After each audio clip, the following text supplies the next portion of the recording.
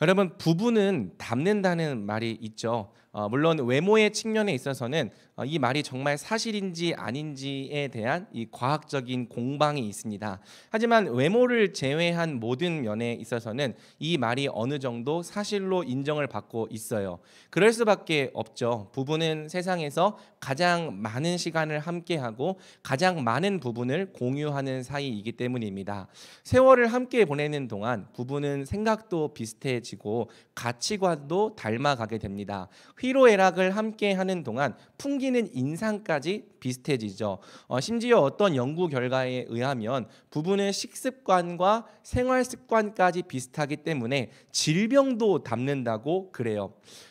여러분들이 볼 때 저랑 제 아내는 어떨지 모르겠는데요. 저희는 아직 7년밖에 안 된 신혼부부라서 아직 뭐 좀 닮아가는 중인 것 같긴 한데, 아무튼 7년밖에 안 됐는데도요 벌써 많은 부분을 닮게 되었어요.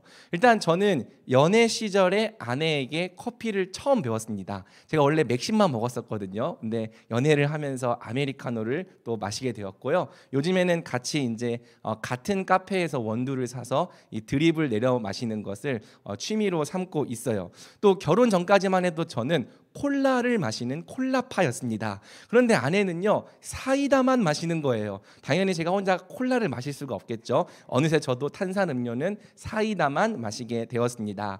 이런 것뿐만 아니라 목회에 대한 생각, 또 말씀과 설교에 대한 생각 등 많은 부분에 있어서 사실 결혼 전에는 엄청나게 달랐지만 이제는 꽤 비슷한 생각을 갖게 되었어요.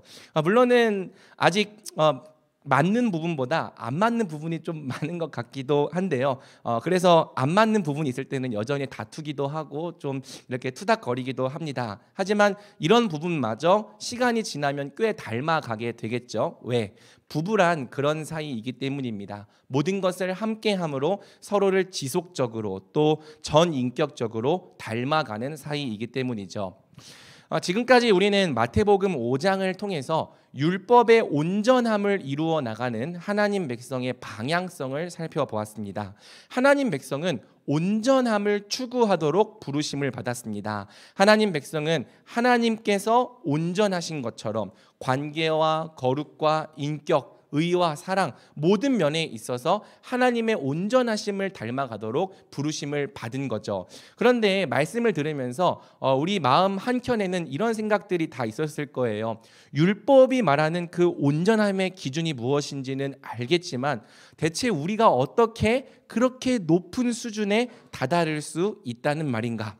여러분, 서울대를 가야 한다는 걸 알아도 서울대를 갈 방법이 없다면 아무도 서울대를 갈 수가 없잖아요. 마찬가지로 기준이 아무리 높고 숭고할지라도 거기에 이를 방법, 하우가 없다면 그 높고 숭고한 기준은 그저 실현이 불가능한 환상에 불과할 수 있다는 거죠. 하지만 감사하게도 예수님은 이제 마태복음 6장에서 그 율법의 온전함에 이를 수 있는 방법, 하우를 주시는 거예요. 그 방법이 무엇이냐? 바로 하나님과의 온전한 관계인 거죠.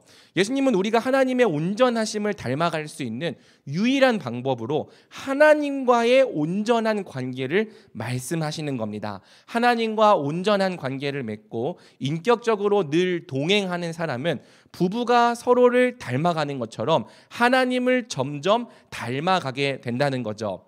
하지만 하나님과의 관계는 이 사람과의 관계와 결정적인 차이가 있죠. 바로 하나님은 눈에 보이지 않으신다는 점입니다.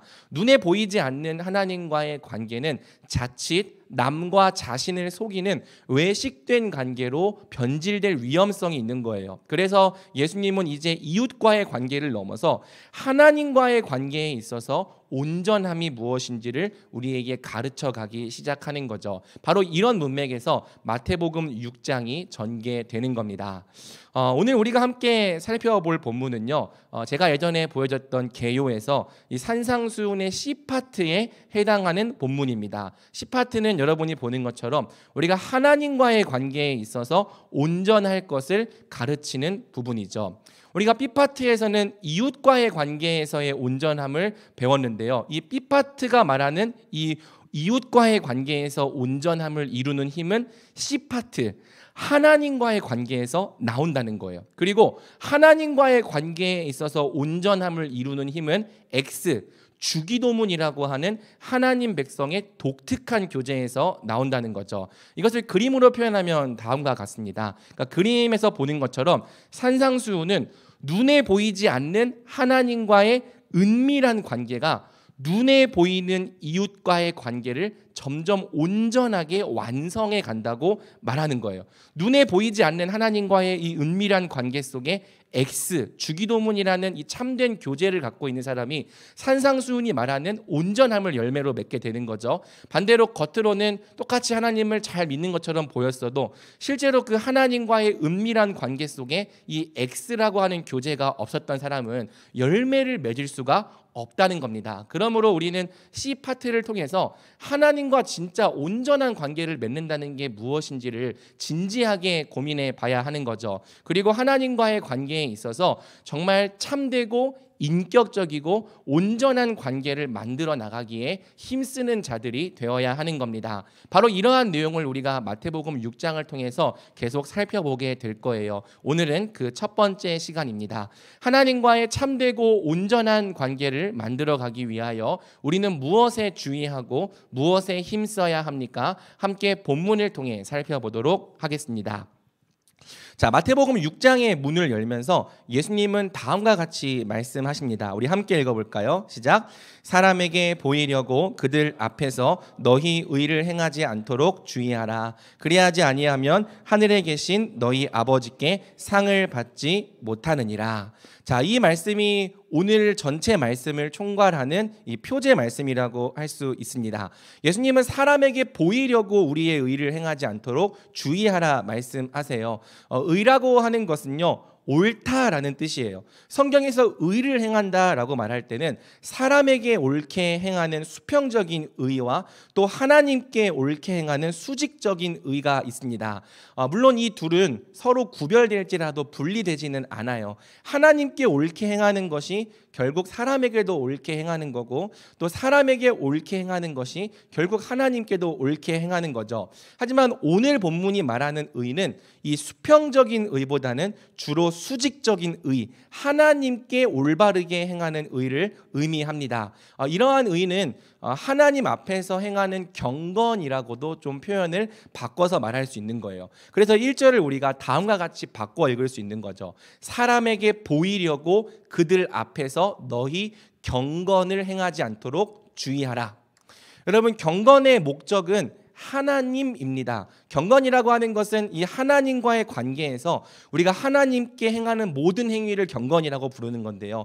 경건의 목적은 하나님인 거예요.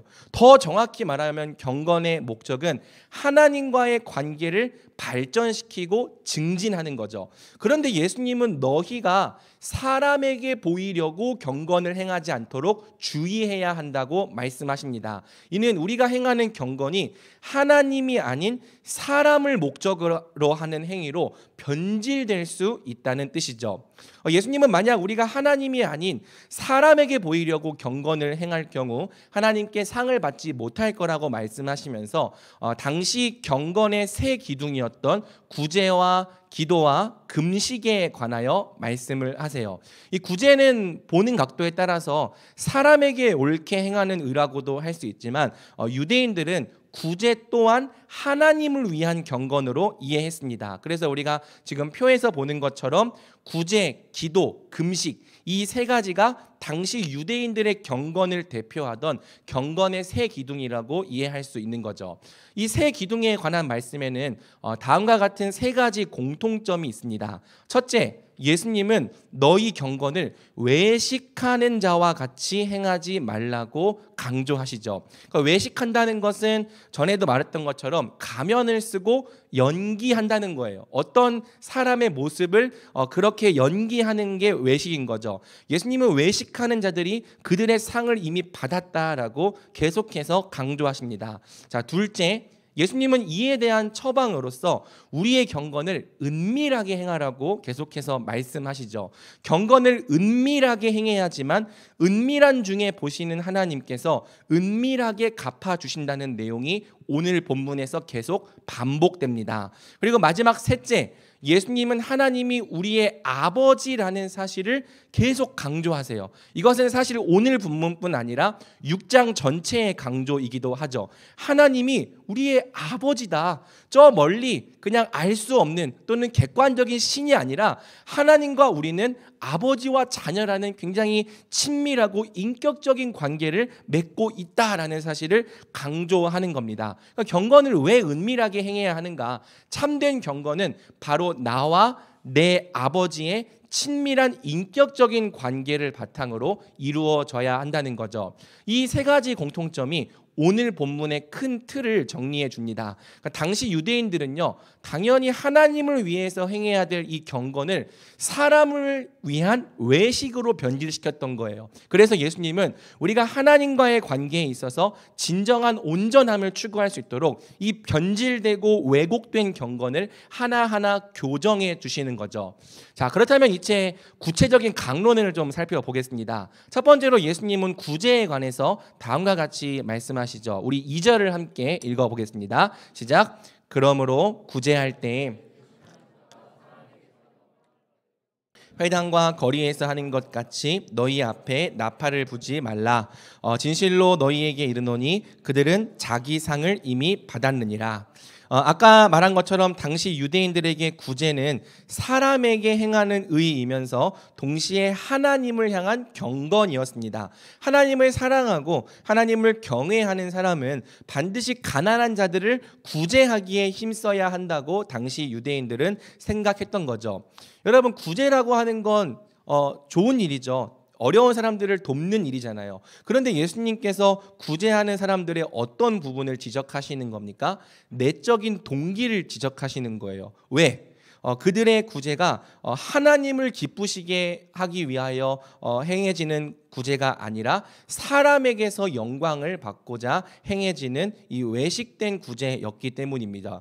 이 참된 구제의 동기는요, 하나님을 사랑하고 경외하는 마음에서 나와야 하는 거죠. 그런데 외식하는 자들은 마치 하나님을 사랑해서 구제하는 것처럼 행세하지만 이 자기들의 구제를 나팔을 부는 것처럼 요란하게 나타냈다는 거예요. 왜? 사람들에게서 이런 말을 듣고 싶은 거죠. 우와, 저 사람은 저렇게 자주 구제를 행하다니 정말 하나님을 경외하는 사람이구나. 저렇게 많은 돈을 구제에 사용하다니 하나님을 보통 사랑하는 사람이 아니구나. 바로 이러한 평가와 말을 듣기 위하여 굳이 사람들이 많이 모인 회당 또는 큰 거리에서 요란하게 플래카드와 현수막을 걸어놓고 구제를 행하더라는 것입니다.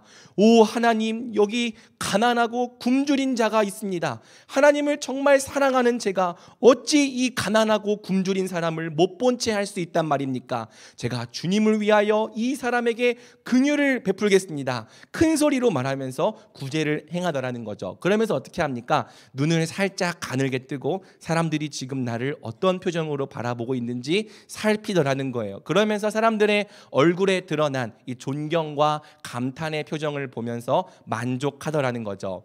이것이 바로 외식으로 행하는 가짜 구제, 가짜 경건이라고 예수님께서 말씀하시는 겁니다. 자, 두 번째로 예수님은 기도에 관하여 말씀하세요. 우리 5절을 한번 같이 읽어볼까요? 시작.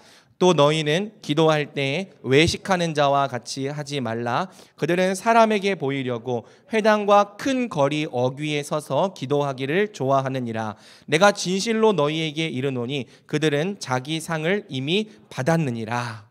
자, 여러분, 기도의 종류와 목적은 다양할지라도 모든 기도는 다 하나님께 하는 기도, 하나님의 들으심을 얻기 위한 기도이죠. 특별히 여러분, 기도는 하나님과의 관계 그 자체라고 할 수 있습니다. 그래서 경건의 세 기둥 중에서도 기도가 가장 핵심이 되는 경건이라고 할 수 있죠. 이런 이유에서 산상수훈은 기도에 관한 내용을 제일 길게 서술하는 거예요. 그리고 이 서술 안에 X, 주기도문이 들어가 있는 거죠.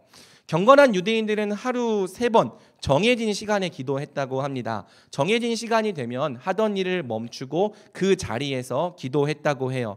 그래서 사람들이 보는 자리에서 기도하는 것은 사실 그렇게 이상하거나 희귀한 일이 아니었죠. 하지만 문제가 무엇입니까? 예수님의 말씀처럼 외식하는 자들이 그런 공개된 자리에서 기도하기를 좋아했다는 것입니다. 왜?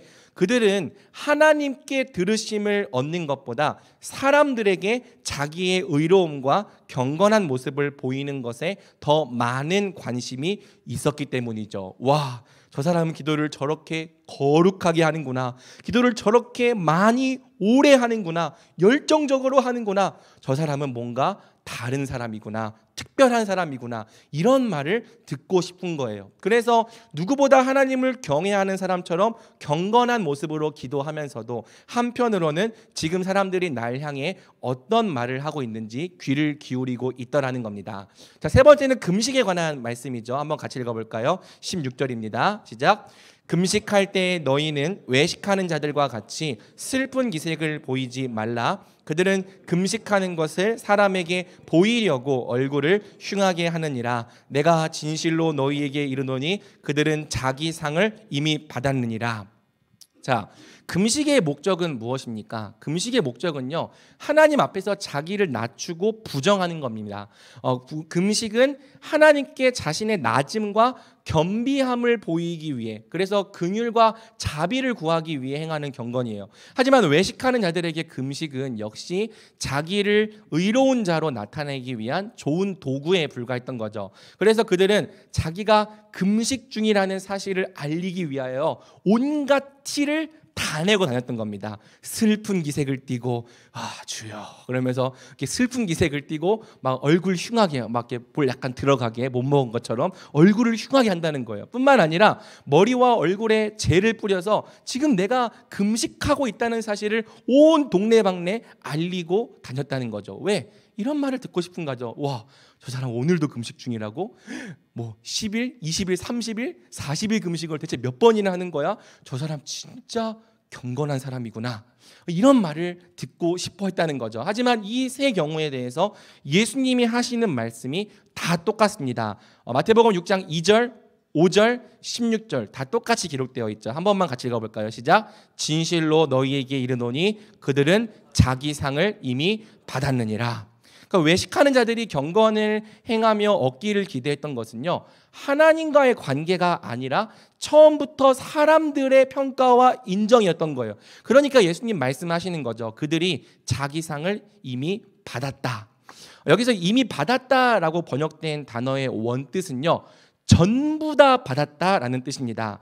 사람들에게서 그들이 원하는 상을 전부 다 받았기 때문에 이제 하나님께 받을 상은 하나도 남아있지 않다는 뜻이죠. 그러니까 처음에 말한 것처럼 경건의 올바른 목적은 하나님과의 관계를 세워가고 발전시키는 건데, 놀랍게도 경건을 매일매일 열심히 하면서도 하나님과의 관계가 전혀 자라나지 않을 수 있는 무서운 가능성이 있다라는 겁니다. 바로 우리가 왜곡된 경건, 하나님이 아니라 사람이 목적이 되는 외식된 경건을 행할 때이죠. 그래서 예수님은 이제 뒷부분에서 우리가 사람이 아닌 하나님께 상을 받기 위하여 우리의 경건을 은밀하게 행해야 한다라고 말씀하시는 겁니다.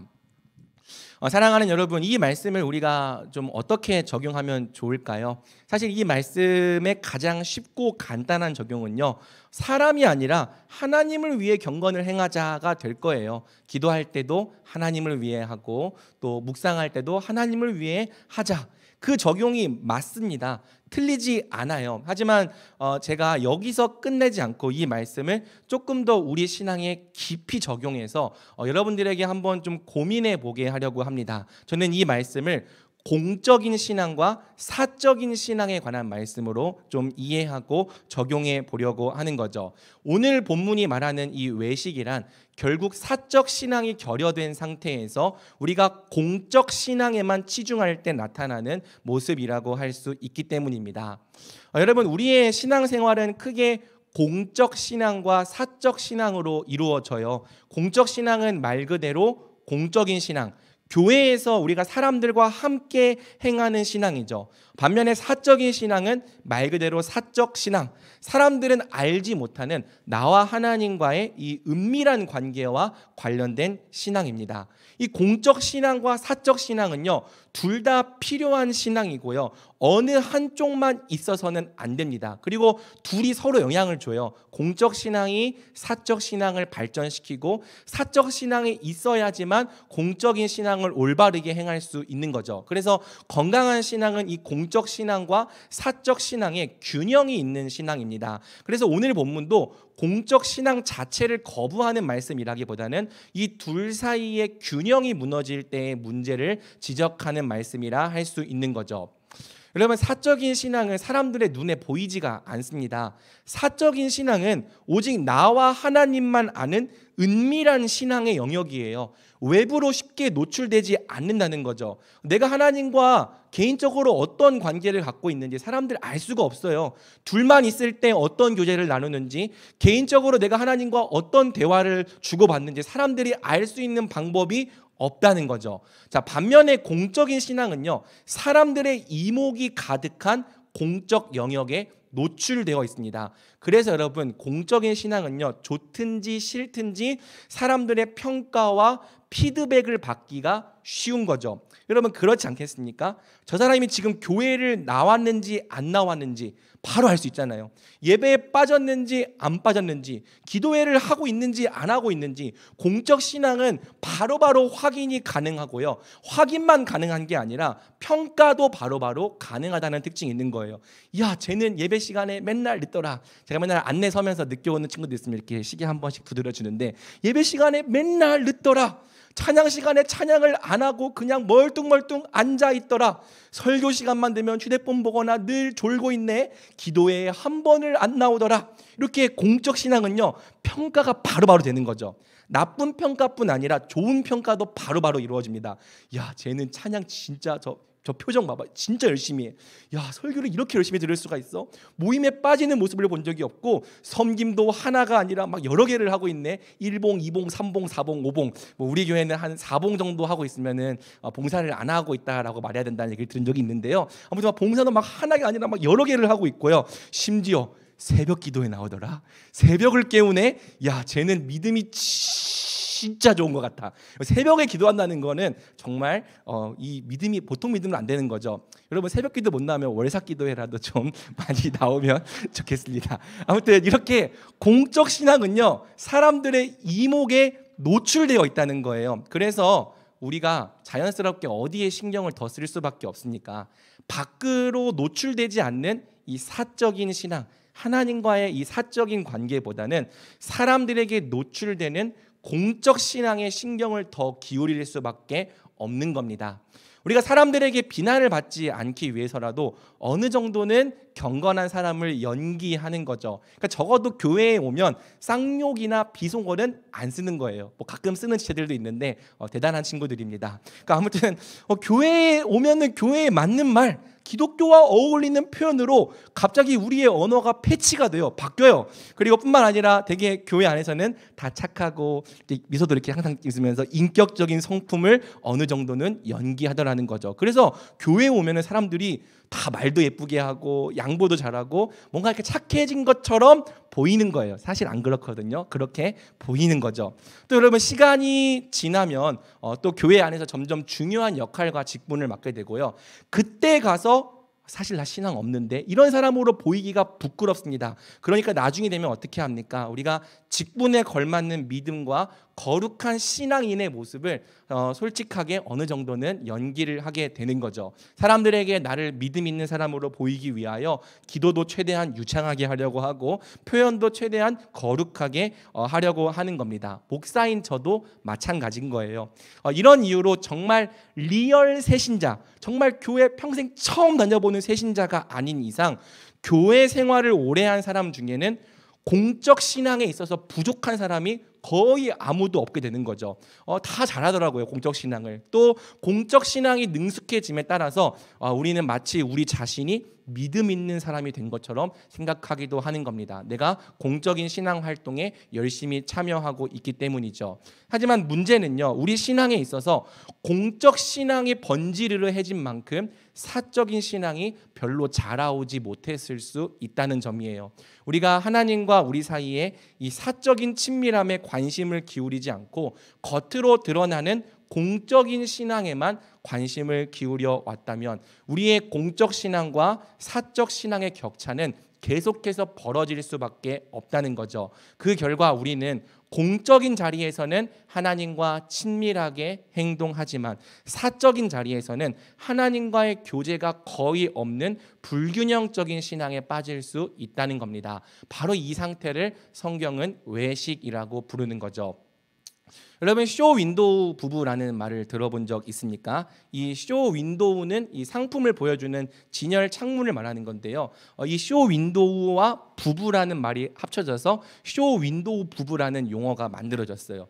이 쇼 윈도우 부부는 말 그대로 쇼하는 부부, 실제로는 관계가 엄청 나쁘고 소원하지만 주변 시선을 의식하여 공적인 자리에서는 좋은 관계를 연기하는 부부를 말합니다. 그러니까 쇼 윈도우 부부는 적어도 사람들에게 노출되는 공적인 삶에서는 사이가 엄청 좋은 거죠. 심지어는 막 부러움을 살 만큼 금슬이 좋기도 한 거예요. 막 입에다가 떡볶이 하나 찍어서 아 하고 먹여주기도 하고, 야 정말 사이가 좋나 보다 그렇게 보이는 거죠. 그런데 이 쇼 윈도우 부부가 사이가 좋은 것은 딱 어디에서뿐입니까? 공적 영역에서뿐인 겁니다. 공적 영역을 벗어나서 사적 영역으로 들어서는 순간 실제로는 말 한마디 안 하는 사이, 어쩌면은 같이 살지도 않는 사이, 관계가 완전히 황폐화되어 있는 사이일 수 있는 거죠. 이게 쇼 윈도우 부부인 거잖아요. 근데 놀랍게도 우리와 하나님과의 관계도 바로 이 쇼 윈도우 부부와 같을 수 있다는 거죠. 공적 영역에서는 누구보다 하나님과 친밀해 보이지만 사적 영역에서는 관계가 소원한 사이, 그 어떤 교제나 친밀함도 없는 사이일 수 있다는 겁니다. 여러분, 이런 신앙을 우리가 한번 쇼 윈도우 신앙이라고 불러봅시다. 그러니까 쇼 윈도우 신앙은 공적 신앙은 그럴듯하지만 사적인 영역에서는 하나님과의 이 친밀함과 교제가 거의 전무한 신앙, 결여되어 있는 신앙이라고 할 수 있겠죠. 그러니까 오늘 본문에서 예수님이 지적하시는 외식은 조금 다른 관점에서 보면 사적 신앙은 결여되어 있으나 남들에게는 그럴듯하게 보이는 이 쇼 윈도우 신앙인 것입니다. 그러니까 이런 거죠. 교회, 공적 영역에 있을 때는 누구보다 신실하고 거룩해 보이는 거예요. 예배도 잘 드리고 찬양도 잘 부릅니다. 대표 기도도 시키면 거뜬히 해낼 수 있어요. 표현도 거룩해 보이고 하나님 사랑합니다, 찬양합니다, 진실해 보이죠. 사람들 앞에서 말씀 나눔도 잘하고 말씀대로 함께 결단까지 합니다. 적어도 교회 안에 있을 때는 누가 봐도 영락 없는 모범 그리스도인이죠. 하지만 왜 쇼 윈도우 신앙이죠? 교회를 벗어나는 순간, 공적 신앙의 장소를 벗어나는 순간 삶 속에서는 단 한 번도 하나님을 찾지 않는 거예요. 아예 하나님을 기억조차 하지 못하는 거예요. 내 개인적이고 사적인 삶 속에서 하나님을 솔직히 기억이 잘 안 나는 분이라는 겁니다. 그래서 한 주 동안 하나님에 관한 생각도, 하나님의 말씀에 관한 생각도 거의 해본 적 자체가 없는 거죠. 당연히 아무도 보지 않는 자리에서, 사적인 자리에서 굳이 하나님을 찾거나 1대1로 기도하거나 그분의 말씀 앞에 서려 하거나 그분의 음성에 귀를 기울여 보려 하지도 않는 거고요.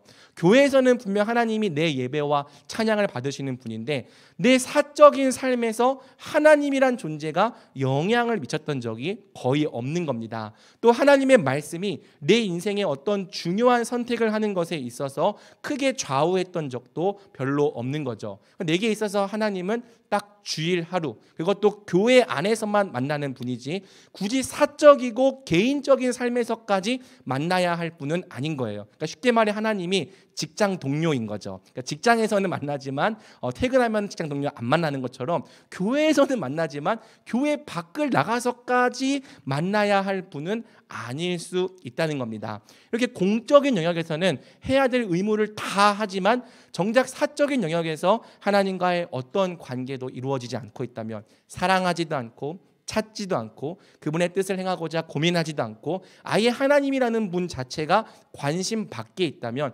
이것이 곧 쇼 윈도우 신앙이라고 할 수 있는 거죠. 물론 사람들은요, 아무도 내가 쇼 윈도우 신앙을 갖고 있는지 몰라요. 왜? 계속 강조하지만 사적 신앙은 밖으로 노출되지 않기 때문입니다. 내가 공적인 영역에서 하나님과 친밀한 모습을 보여주면 사적인 영역에서도 당연히 하나님을 사랑하고 저렇게 섬길 거라고 생각을 하는 거죠. 하지만 우리의 신앙이 하나님을 정말 경외하는 신앙인지 아니면 공적인 자리에서만 그렇게 연기하는 쇼 윈도우 신앙인지 누구보다 잘 아시는 분이 있습니다. 바로 우리의 신앙을 직접 받으시는 살아계신 하나님이죠. 우리 주님께서 이렇게 말씀하시지 않겠습니까? 야, 너 방금 전까지 교회에서는 날 사랑한다며, 찬양한다며, 내 뜻대로 살겠다고 고백까지 했잖아. 그런데 어떻게 집에만 돌아오면 누구세요? 라고 할 수 있냐? 어떻게 나를 싹 잊어버릴 수 있냐? 너에게 있어서 나는 대체 누구냐? 이렇게 물어보실 수 있는 거죠. 만약 우리의 신앙이 이렇게 공적 신앙에만 치중된 쇼 윈도우 신앙이라면 예수님의 말씀처럼 우리가 하나님께 받을 상, 이 경건을 통해서 얻을 수 있는 유익이 하나도 없을 수 있다는 겁니다. 한편 우리 신앙이 공적 신앙에만 치중될 때 생기는 더 큰 문제가 있어요. 사실 이거를 여러분과 좀 나누고 싶었습니다. 바로 우리 신앙에서 공적 영역을 제거하고 나면 남는 것이 하나도 없을 수 있다는 문제죠. 여러분, 군대에 있을 때 저는 이 대대 군종병이었습니다. 대대 군종병이라고 해서 군종병 일만 하는 건 아니고요. 대대급에서는 자기 보직도 하면서 군종병 업무까지 같이 하게 돼요. 제가 말년 병장으로 있을 때 이제 갓 소위를 탄 인사장교가 부대로 부임을 해왔습니다. 여러분, 군대 갔다 온 사람들은 알죠? 이 말년 병장에게 이제 갓 부임한 짬찌 소위가 어떤 존재인지. 게다가 저는 이 당시 26살이었고요. 인사장교는 24살이었어요. 나이가 저보다 2살이나 더 어렸습니다. 그러니까 원래대로라면 말도 못 붙일 사이까지는 아니고 아무튼 그렇다는 거죠. 그러니까 아무튼 이 소위가요, 갑자기 어느 날 저에게 말을 걸어오는 거예요. 이유는 제 군복에 붙어 있었던 군종 마크, 제가 군종이라고 써 있거든요. 군종 마크 때문이었죠. 자기도 대학생 때 시모로 시작하는 선교 단체를 했대요. 그냥 참여만 한 게 아니라 여러 가지 리더 역할도 정말 많이 했답니다. 그래서 제가 물어봤죠. 지금은 교회 다니십니까? 왜냐면 제가 교회에서 한 번도 본 적이 없었거든요. 인사장교가 대답했습니다. 지금은 안 다녀. 그때는 정말 재밌었는데 말이야. 인사장교는 자기가 선교단체에서 했던 일들이 그저 재미있었던 과거의 추억에 불과하다고 말했습니다. 그것을 떠나서 이제 졸업해서 막상 군대에 오니까 지금은 별로 교회에 나가거나 예배를 드리고 싶은 생각이 안 든다는 거죠. 그러니까 충격이었어요. 어떻게 그럴 수 있나? 신앙이란 과연 뭔가 정말 신앙이 있다면 그럴 수 있는 걸까라는 이런 고민을 좀 많이 하게 만드는 사건이었습니다. 제가 특정 선교단체를 비하하려는 의도는 없어요. 다만 이 친구의 경우에 문제가 뭡니까? 공적인 이 신앙 활동들이 사라졌을 때 남아있는 하나님과의 이 사적인 관계가 없더라는 겁니다. 그래서 공적으로 신앙생활 하던 곳을 벗어나니까 마치 처음부터 신앙이 없었던 사람처럼 되돌아가 버리더라는 거죠. 여러분, 인사장교를 예로 들었지만 군대는 남자에게 있어서 공적 신앙이 제거되기가 아주 쉬운 장소죠. 제가 군종병을 하면서 알게 된 사실은 의외로 부대에 기독교인들이 많다는 거예요. 적어도 사회에 있을 때는 교회를 잘 다녔던 친구들이 부대에 의외로 많다는 사실이었습니다. 심지어 자기 교회에 있을 때에는요, 찬양팀, 방송실, 임원, 리더 뭐 별걸 다 했던 친구들이 부대에 다 있다는 거죠. 근데 하지만 이 친구들이 하나같이 군대에만 오면 교회를 나오지 않습니다. 주일에 예배조차 드리지 않습니다. 그래서 어찌저찌 알게 돼서 물어보는 거죠. 너 왜 그래? 그랬더니 사회에 있을 때 교회 다니는 게 너무 피곤했대요. 그래서 적어도 군대에 있는 동안에는 교회를 좀 쉬고 싶다는 거죠. 단지 섬김만 쉬는 게 아니라 아예 교회라는 것 자체를, 신앙이라는 것 자체를 쉬고 싶다고 말하는 겁니다. 그러니까 정말 그럴 수 있는가라는 생각이 드는 거예요. 여러분, 섬기던 교회를 벗어나면 하나님께 대한 이 예배의 의무도, 또 하나님께서 나에게 부여하신 이 사랑의 마음도, 하나님과 내가 쌓아왔던 인격적인 관계도 다 사라질 수 있냐는 거죠. 하지만 실제로 이런 일이 벌어지더라는 겁니다. 공적인 신앙이 사라져버리면 사적인 신앙이 남아있는 게 아니라 아예 신앙 자체가 없었던 것처럼 사라져버리는 일들이 의외로 비일비재하다는 거죠.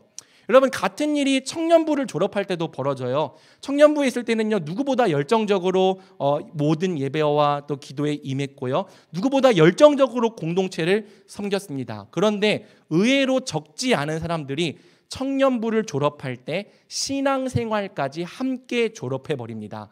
그래서 공동체에 있을 때는요, 그렇게 기라성 같았던 청년들이, 선배들이 청년부를 졸업하고 결혼을 한 다음에는요, 교회조차 안 다니고 있는 경우가 의외로 허다하다는 거예요. 혹 교회에는 남아 있을지라도 더 이상 그리스도인답게 살려고 하지 않는 거죠. 사랑의 삶을 살려 하지 않고 섬김과 성도의 교통을 나누는 삶을 살려 하지 않는 모습을 보게 되는 겁니다. 그러면서 청년의 때를 그저 한때의 추억으로만 기억하더라는 거죠. 어제 목자 모임을 하면서는 또 코로나에 대한 얘기가 좀 많이 나왔거든요. 사실 설교를 준비하면서 저 코로나를 의외로 생각을 못했는데 청년들이 이 말씀을 들으니까 코로나 때가 생각이 났다. 코로나가 사실 그랬죠. 공적인 신앙이 완전히 박살나고 제거되었던 때잖아요. 이 공적 신앙이 약해졌을 때 당연히 우리의 사적 신앙이 약해질 수밖에 없습니다. 그런데 공적 신앙이 제거됐을 때 그래도 약하게나마 신앙을 유지하고 또 그것을 지켜나가는 사람이 있었던 반면, 코로나로 인해서 공적인 활동이 중단되니까 아예 마치 신앙이 전혀 없었던 사람처럼 교회를 떠나가는 일들도 굉장히 많이 벌어졌죠. 도대체 왜 이런 일이 벌어지냐는 거예요. 물론 한 가지 이유로 일반화할 수는 없겠지만 혹 그들의 신앙 가운데 사적인 신앙이 부재했던 것은 아닌지, 그래서 공적 신앙이 사라져버릴 때 아예 신앙이라는 것 자체가 함께 없어져 버린 건 아닌지 우리가 반드시 물어봐야 한다는 거죠. 여러분, 하나님과 우리의 관계가 정말 진짜라면 공적인 관계가 바뀐다 해서 사적인 관계까지 바뀔 수는 없을 겁니다. 상황이 바뀌고 환경이 달라졌다고 해서, 교회를 옮겼다고 해서 예수님이 날 위해 죽으신 것이 변합니까? 하나님이 지금까지 날 사랑해 오신 것이 없어집니까? 내가 지금까지 하나님과 쌓아온 이 인격적인 관계와 추억들이 한순간에 없어져 버릴 수 있습니까? 우리가 어디에 있든지 하나님과의 나의 개인적인 관계는 어디에서나 똑같아야 하는 거 아닙니까? 그런데 의외로 적지 않은 사람들이 마치 이 상황과 환경이 바뀌면 신앙도 처음부터 없었던 것처럼 되돌아가 버립니다.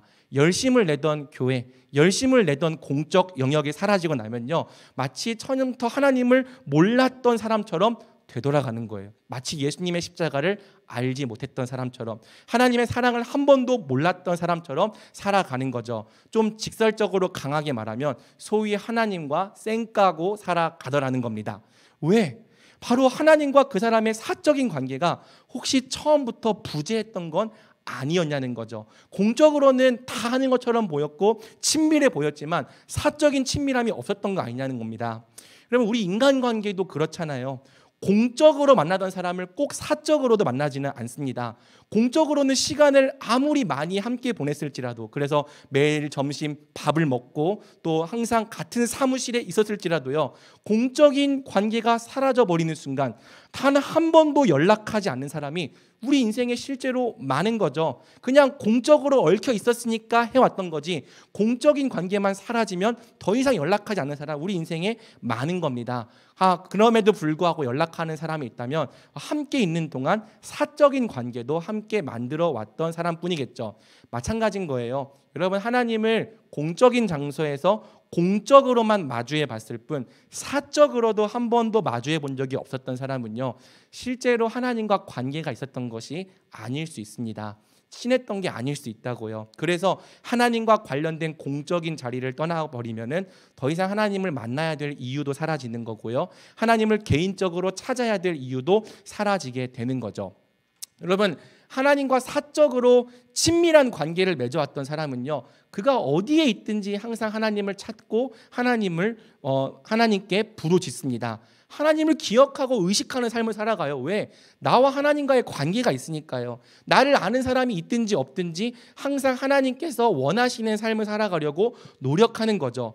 요셉처럼 하나님을 아무도 알지 못하는 곳에 홀로 던져지더라도 하나님을 경외하며 살아가고자 하는 겁니다. 그래서 영향력이 있는 거죠. 하나님의 살아계심이 드러나는 겁니다. 하지만 만약 우리 신앙에 하나님과의 이 사적인 친밀함이 없었다면, 공적인 영역이 제거되는 순간 마치 신앙이 전혀 없는 사람처럼 되돌아갈 수 있는 거죠. 실제로 신앙이 없었던 게 맞을 수 있어요. 진짜 관계는 결국 공적 관계가 아니라 사적 관계이기 때문입니다.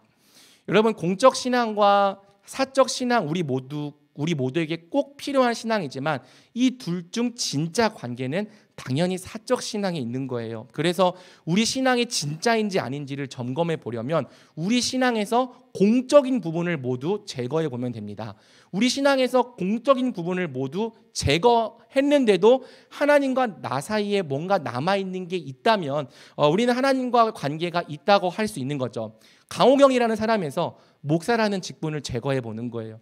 대전중앙교회 청년부 담당이라는 직책을 제거하고 사역자라는 공적 신분을 제거했을 때, 그래서 오직 하나님과 강호경만 남아 있을 때, 그때에도 남아있는 신앙이 결국 강호경이라는 사람의 진짜 신앙일 겁니다. 남들 앞에서 어떻게 행했든지 그때에도 남아있는 신앙이 진짜 제 신앙이겠죠. 어쩌면 공적 신앙을 모두 제거했을 때 하나님과 저의 이 둘만의 관계는 생각 이상으로 빈약할 수도 있을 거예요. 저는 그게 두렵습니다.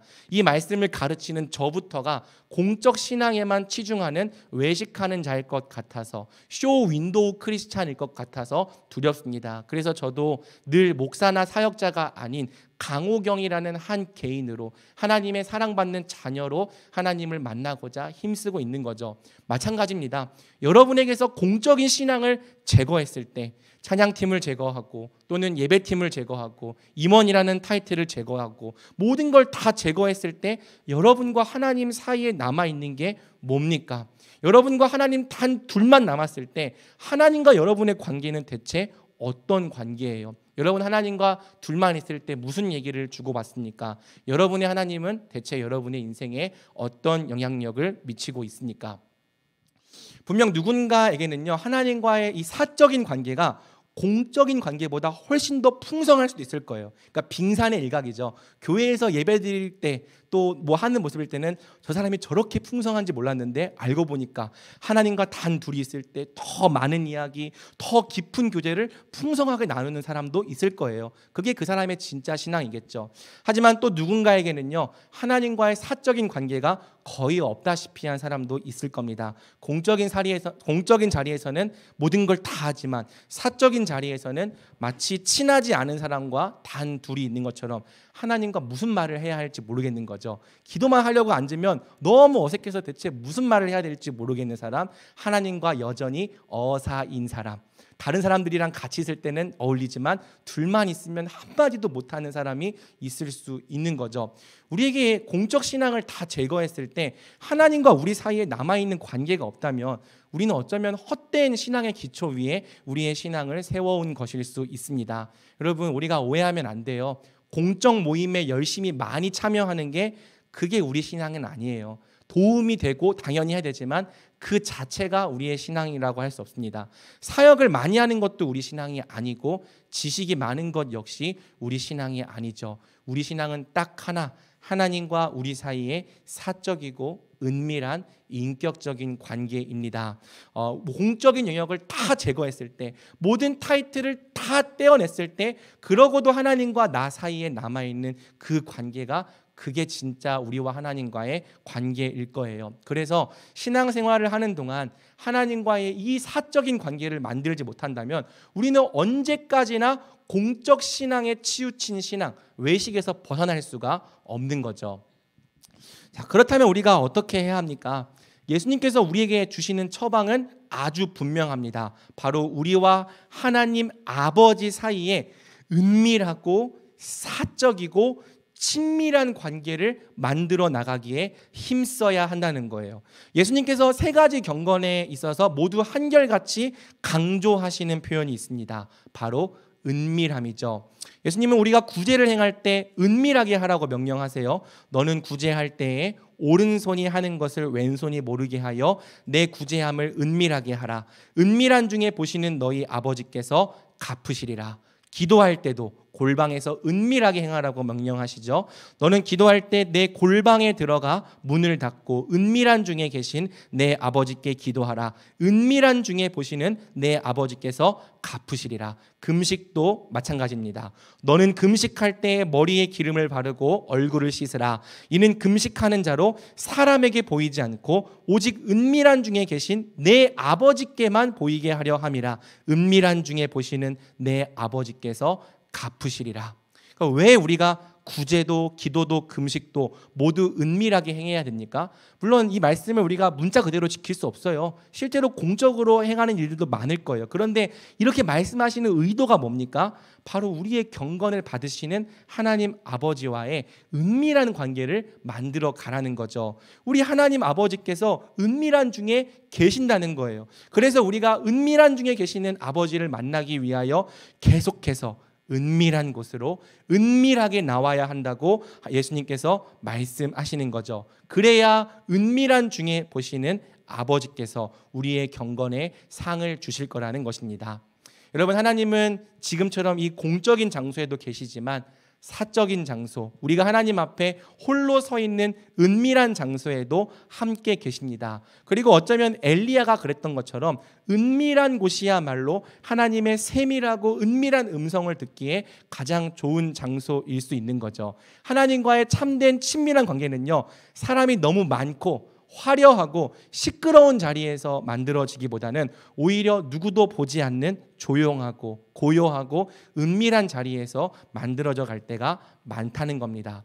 예수님이 우리에게 요구하시는 경건은 은밀한 경건, 은밀한 중에 계신 우리 아버지께만 보이기 위한 경건인 거예요. 그래서 예수님은 우리가 아버지와의 참되고 사적이고 은밀한 관계를 쌓아가기 위해 반드시 아버지께 은밀하게 나아올 것을 명령하시는 거죠.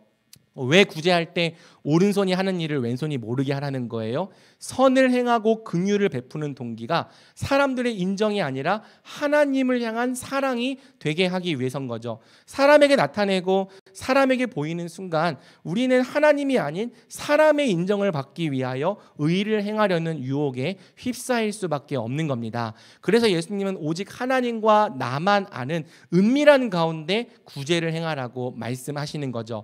그렇게 할 때 하나님과 나 사이에 은밀한 비밀들이 쌓여가면서 정말 하나님이 목적이 되는 참된 경건이 자라날 거라는 거예요. 또 기도할 때 왜 굳이 아무도 없는 골방에서 혼자 기도해야 합니까? 바로 오직 하나님 한 분만이 우리 기도의 목적이 되게 하시려는 거죠. 아무도 보지 않는데, 누구도 알지 못하는데 골방에서 하나님께 나아간다면 그 기도는 하나님 한 분만을 찾기 위한 기도가 될 수밖에 없는 겁니다. 그렇게 할 때 하나님과 나 사이에 은밀한 교제가 점점 쌓여가면서 정말로 하나님이 어떤 분이신지를 그 비밀한 관계 속에서 알아갈 수 있는 거죠. 또 왜 금식할 때 머리에 기름을 바르고 얼굴을 깨끗하게 해야 됩니까? 바로 내 겸비함과 아픔을 하나님께만 보이기 위해서인 거예요. 그렇게 할 때 우리는 진정으로 하나님 앞에서 우리의 낮음과 겸비함을 고백할 수 있게 되는 거죠. 이처럼 하나님과의 진정한 친밀함은 우리가 은밀한 곳에서 하나님께 나아갈 때 만들어진다는 겁니다.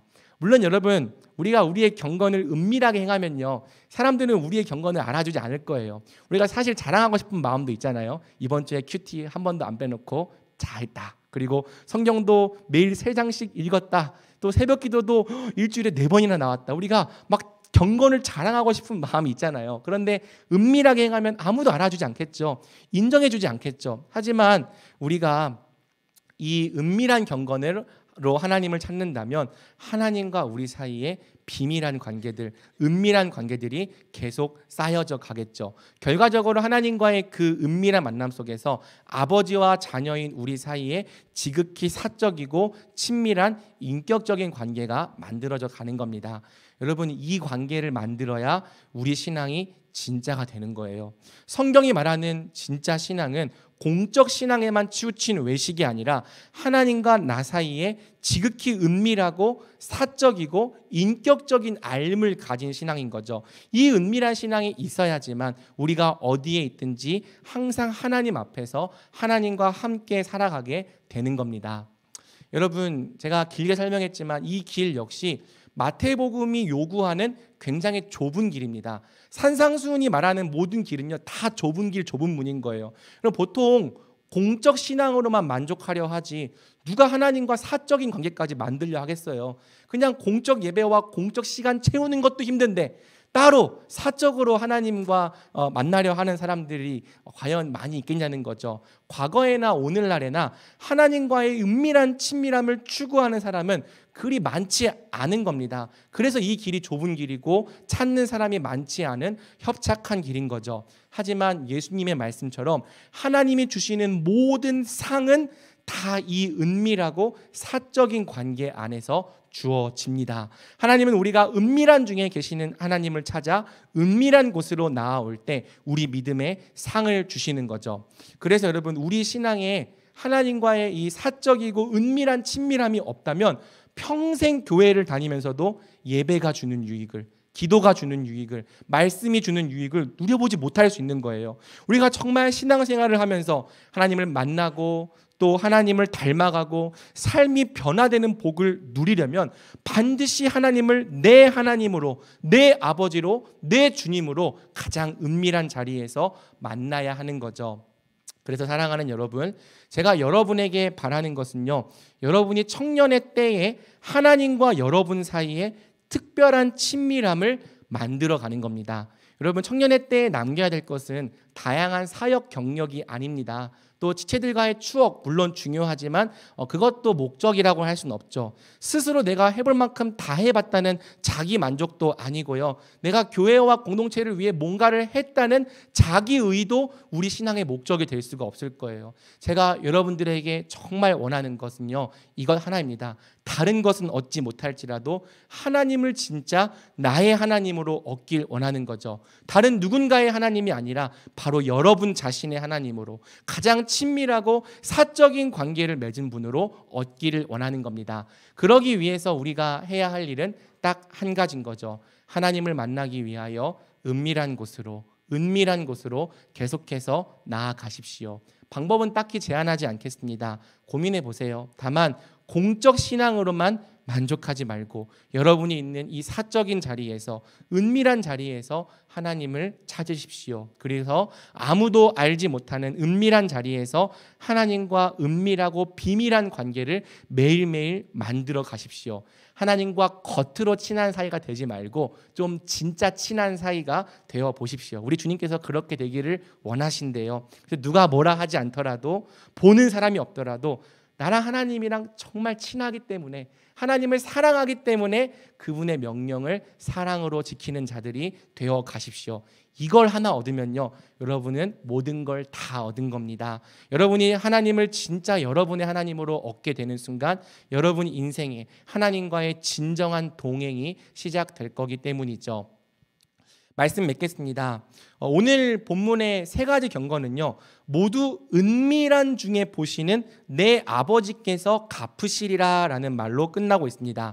하나님은 그분을 찾아 은밀한 곳으로 나아온 우리에게 대체 무엇으로 갚아주시는 걸까요? 우리가 선을 행하는 만큼 우리 인생에 선을 베풀어 주시는 것일 수도 있고, 우리가 기도한 것에 응답해 주는 것일 수도 있겠죠. 하지만 우리가 은밀한 자리에서 하나님께 받게 될 가장 큰 상급은 바로 하나님 자신인 줄 믿습니다. 야고보서 4장 8절은 말합니다. 하나님을 가까이 하라. 그리하면 너희를 가까이 하시리라. 우리가 은밀한 중에 하나님께 가까이 나아간다면 하나님도 우리를 가까이 하실 겁니다. 그 결과 우리가 하나님과 점점 가까워질 거예요. 가까워질수록 하나님의 생각이 무엇인지를 알게 될 거고요. 친밀해질수록 진짜 하나님의 뜻이 어디에 있는지, 하나님의 의도가 무엇인지를 깨닫게 될 겁니다. 하나님의 방식을 알게 되는 거고요. 하나님의 마음을 알게 될 거예요.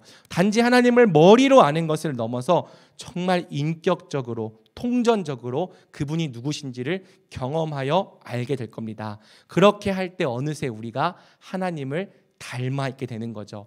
생각이 하나님을 닮아가고 우리의 성품과 인격까지도 우리 아버지를 닮아가게 되는 거예요. 그리하여 우리로부터 하나님을 정말 인격적으로 알고 있다는 향기가 굳이 의도하지 않아도 계속해서 뿜어져 나오게 되는 겁니다.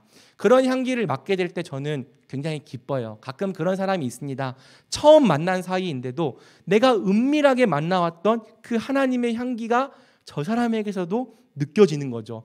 처음 만난 사이인데 그렇게 기쁘고 신기할 수가 없어요. 그리고 저는요, 저에게서도 그런 향기가 나기를 원하는 거죠. 하나님을 정말 아는 사람이 저를 보았을 때, 야, 저 사람도 진짜 하나님을 아는 사람이 맞구나. 그런 은밀한 향기가 저에게서도 나타났으면 하는 거죠. 결국 은밀한 곳에서 하나님을 꾸준히 만나왔던 사람이 하나님 아버지의 온전하심을 닮아 온전해질 것입니다. 그래서 오늘 설교 제목이 은밀함이 낳는 온전함인 거예요.